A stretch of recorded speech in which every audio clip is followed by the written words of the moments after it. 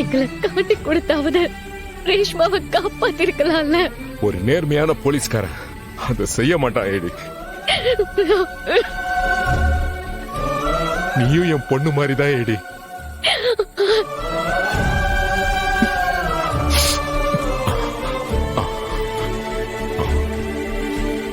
ஏடி, இதுதான் ரேஷ்மா சொன்ன கவர்.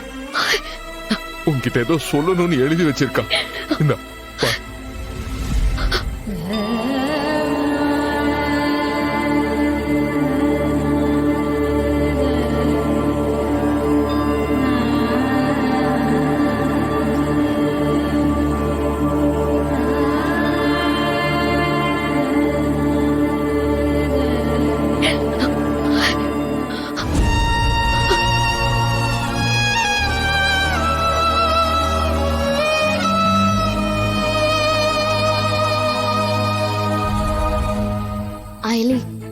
சிவா உன்னை சின்சியரா லவ் பண்றான்.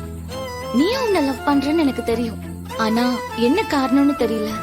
நீ இன்னும் லவ் சிவா கிட்ட சொல்லாமலே இருக்க. இத சிவா தான் என்கிட்ட சொன்னான். நீயும் சிவாவும் மேட் ஃபார் ஈச் அதர். நீங்க 2 பேரும் எப்படியாவது ஒண்ணு சேரணும் தான் நான் ஆசைப்படுறேன். சிவா மேல உனக்கு பொசசிவ கிரியேட் பண்ணதா நான் அவனை லவ் பண்றதாவும் அவனை கல்யாணம் பண்ணிக்க போறதாவும் என் அப்பா கிட்ட சொன்னேன்.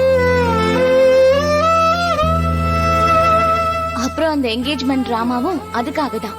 ஆமா எலி, அந்த என்கேஜ்மெண்ட் உங்க 2 பேருக்காகவும் நான் பண்ண டிராமா தான். ஆனா அப்பவும் நீ சிவா கிட்ட எதுவும் பேசுற மாதிரியே தெரியல. நானே ஆளுங்களை செட் பண்ணி வர்மா என்ன கடத்தின மாதிரி ஒரு சீனை கிரியேட் பண்ணி என்கேஜ்மெண்ட் நிறுத்திட்டேன்.